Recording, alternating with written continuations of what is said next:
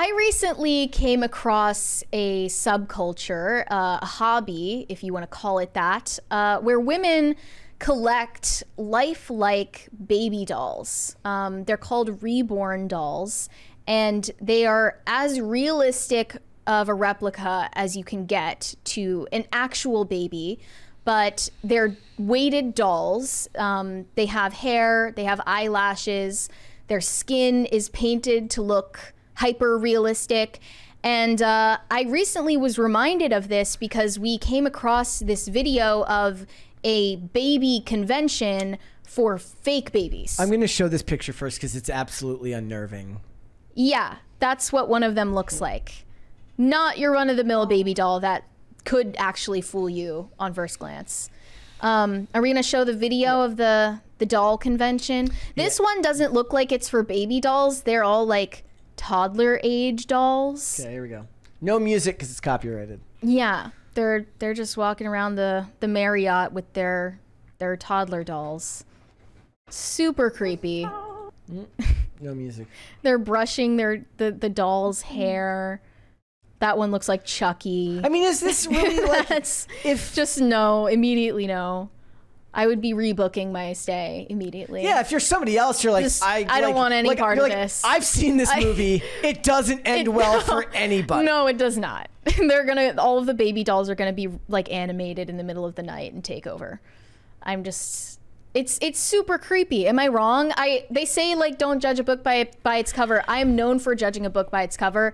Immediately, I just think this is super weird and you shouldn't be doing it. And you definitely shouldn't be bringing your dolls out in public. I'm guessing that's like a convention of some sort, right? So, that's what they do. They have doll expos where they display their realistic dolls. Is this just a women's version of collecting Star Wars memorabilia? Like we acknowledge tacitly that men and women have different interests, and this is just women's weird hobby. Like men have their weird hobbies that women don't understand, and women are gonna have, you know, their hobbies that men are like, yeah, that's freaking weird. It's high investment, so expensive. Are either as socially acceptable as the other?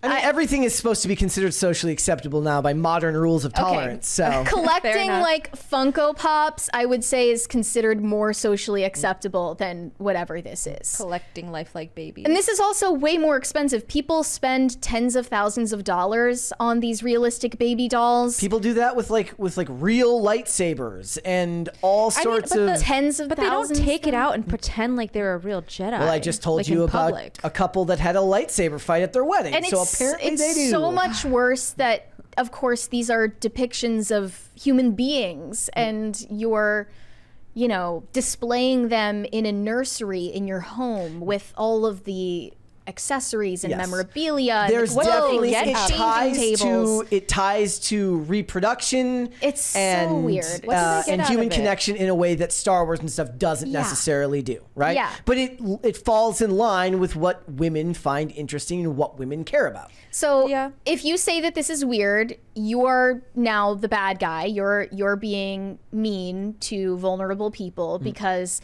they actually say that these dolls are a coping mechanism for people that have experienced child loss, miscarriages, infertility, these types of issues. Not always, but I'm sure a significant percentage of the women who collect these have gone through things like that.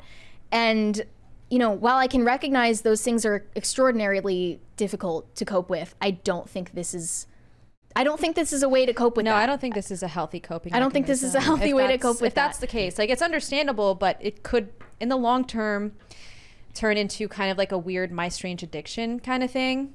I don't like coping mechanisms. They get you through the moment, but then you have to be able to let them go. Plus, imagine being any guy who like goes over there and stays the night and walks by a room and it's dark and there's just a creepy looking baby. Yeah, so The Guardian a few years back did an entire piece where they interviewed reborn collectors, and I just wanted to show a clip of some of their interviews with these collectors and get a sense for why they do this. People that are unaware of the hobby assume that there's something mentally wrong by collecting a huggable work of art, that there's some tragedy in our lives that we're now finding dolls to replace that with, which is maybe 1% of the community might have experienced that, but for the majority I've been told that 99% of statistics are made up on the spot.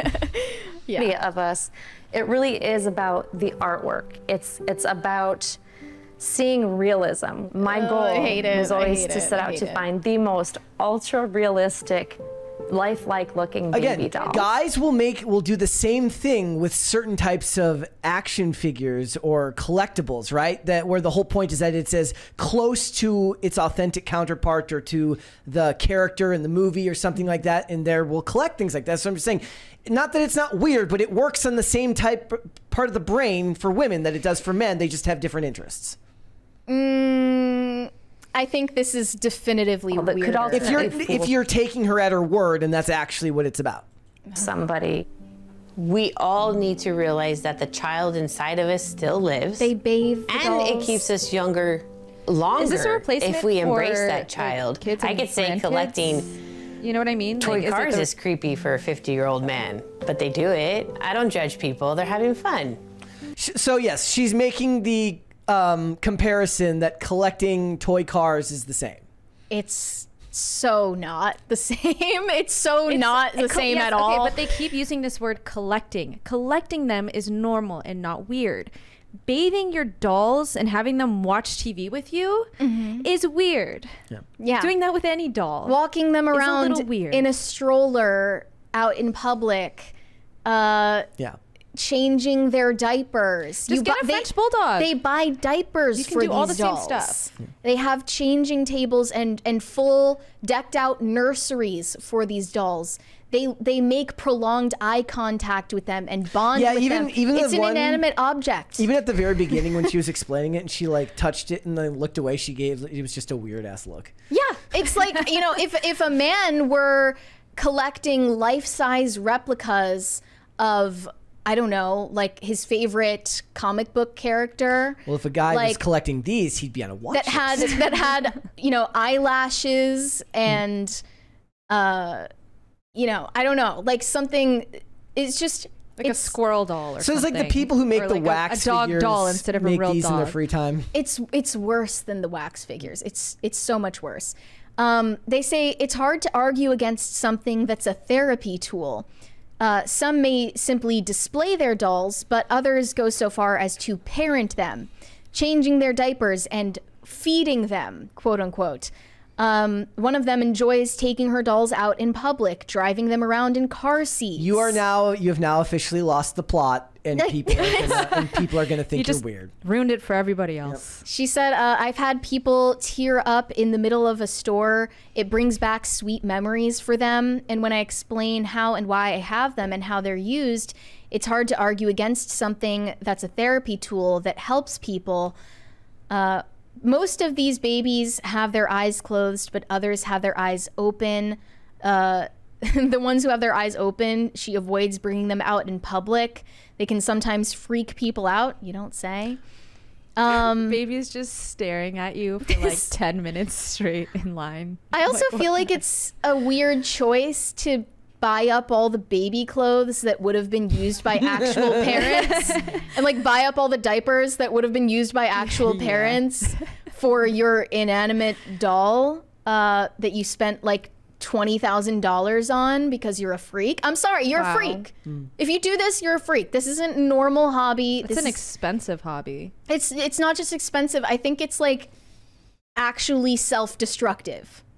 Is that crazy for me to like? I mean, if the idea is that they're not moving on with their lives and it's starting to impede their ability to live a normal, productive life with other people, and they're spending more time with the dolls than they are with living, breathing human beings, I think that there's a strong argument that you're doing yourself a disservice. Yeah, and not that I don't sympathize with anyone's experience if they had these dolls because, they lost a child or they weren't able to have children of their own. That's not something I personally understand. But this doesn't seem like a healthy way to cope with that at all. It seems like, it seems like you're sublimating your maternal instincts into a fruitless, self-destructive quote unquote hobby that doesn't actually fulfill your true desires. And my first thought when I saw this, not talking about the ones who may have gone through something traumatic, right? Is like all I could think of is like dog mom. Dog mom, fake baby mom, literally anything but being an actual parent. And this is like more lazy than having a dog because you don't actually this thing can't die. Yeah. It's not real. Yeah. One of them that they interviewed for The Guardian, if you don't actually hire a babysitter when you go to work, right, you're not taking it seriously enough. I don't want to hear about it. Yeah, like, commit to the bit. Exactly. It was like, isn't this a thing that they used to do in health classes where they would give kids fake babies to have to take care of for a period of time? I've seen that in so many movies, but I've never met someone who actually maybe it's just a trope that was only in movies and they never actually did it in the real world. It sounds like a great idea, though. Yeah. One of the women they interviewed for this Guardian piece talked about why she has the reborns. She actually is a mom and she has adult children. And she has a YouTube channel that's dedicated to her collection. And there's a whole community, and there's this niche online community of women who bond over these things. She did a video where she interviewed her adult daughter about how she feels about the collection and hobby. It makes me think of this brain rot stuff that I watch on Instagram where this guy and this girl make videos where he throws a fake baby to her and she doesn't have any arms, so she can never catch it. And that's literally what every video is. It's him throwing the baby in slow motion and then she just can't catch it because she doesn't have arms. And that's the whole thing. Yeah. It's various situations it's various, versions on a theme. Mm-hmm. Like that would be the most expensive version of that skit that you could do. Yeah. Yeah. Or the guy who jumps on the trampoline and like throws the baby through the fake baby through the basketball hoop. Yeah, I'm sure these women would be deeply offended. Leave my algorithm alone, guys. I'm fine. Yeah, if they saw that, they would be horrified.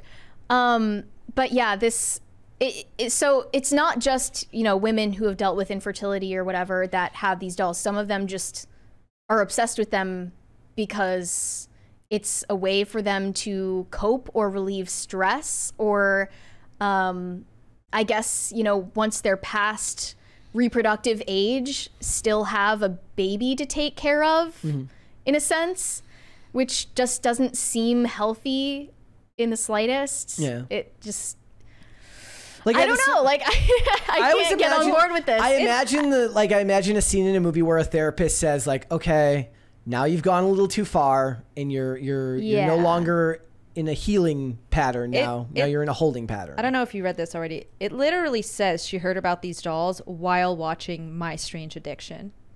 Oh, there was one episode of My Strange Addiction that was dedicated to these things? It featured a reborn collector. Okay. And it says that she was intrigued. It was her husband's idea that she buy one for herself.